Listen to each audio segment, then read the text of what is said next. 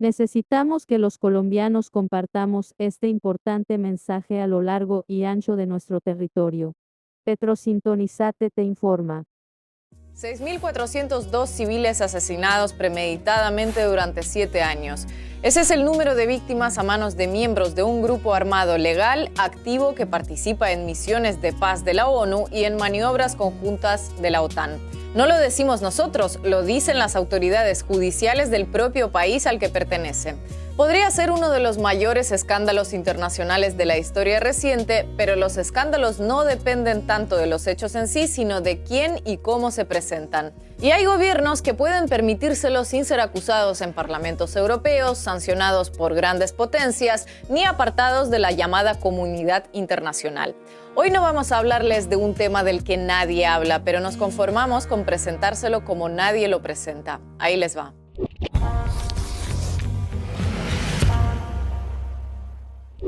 La Jurisdicción Especial para la Paz de Colombia, JEP, acaba de revelar que solo entre 2002 y 2008 el ejército asesinó a 6.402 personas que no participaban en el conflicto armado. Ojo, no hablamos de muertos por fuego cruzado, por error o tomándose la justicia por su mano. No, sino de algo todavía peor. Las víctimas eran seleccionadas premeditadamente entre la población y ejecutadas a sangre fría por los militares, que después las presentaban como guerrilleros caídos en combate.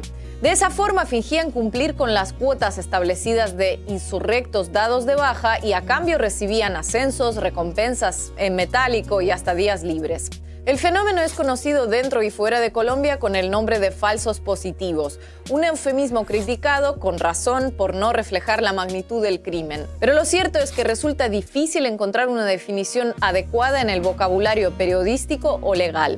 Por ejemplo, un término lógicamente tan cargado de negatividad como ejecución extrajudicial se queda corto en este caso, porque quien ejecuta sumariamente a alguien, aunque sea en su mente, cree en la culpabilidad de la víctima, lo que no justifica nada, por supuesto. Pero en los falsos positivos, los militares colombianos no solo no creían que sus víctimas fueran culpables, sino que sabían perfectamente que eran inocentes. Imaginen la dimensión moral de una práctica cuando llamarla ejecución extrajudicial es una forma de edulcorarla. Para llegar a estos números, la JEP entrevistó a 325 personas directamente vinculadas a los hechos, analizó los informes de la Fiscalía, del Centro Nacional de Memoria Histórica y de más de 285 organizaciones de derechos humanos. De acuerdo a un informe de 2018, alrededor de 1.750 militares participaron en el esquema de asesinatos.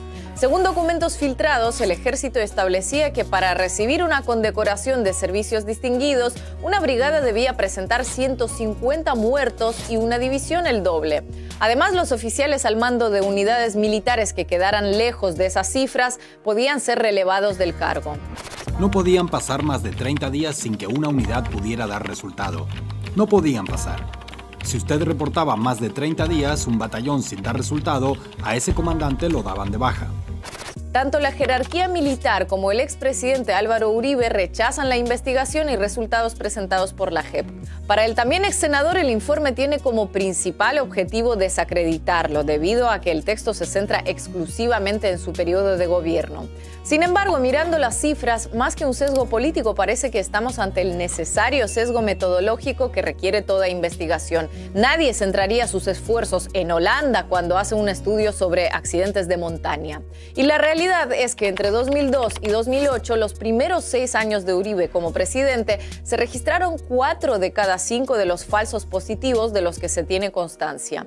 Solamente de 2001 a 2002, la cifra de casos se sextuplicó y se mantuvo en alto hasta 2008, con un incremento desde 2004 cuando se implementó el Plan Patriota, el inicio de una gran ofensiva militar contra las guerrillas, que demandaba éxitos palpables y los demandaba rápido.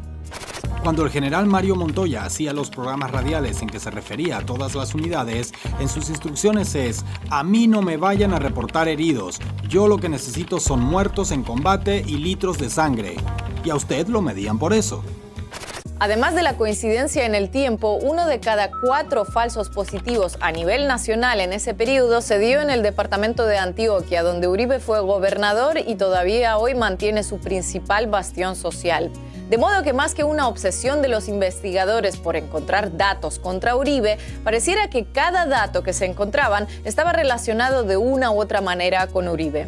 Ante la abundante evidencia sobre el incremento de falsos positivos durante su mandato, el expresidente se defiende diciendo que ningún militar lo ha acusado de dar directamente la orden y que durante su gestión 27 oficiales fueron apartados por estar presuntamente involucrados en esas ejecuciones. El que fuera su ministro de Defensa durante 3 años, Juan Manuel Santos, no solo no aprovechó las revelaciones para entonar algún tipo de mea culpa o asumir alguna responsabilidad, sino que sintió que era un excelente momento para sacar pecho.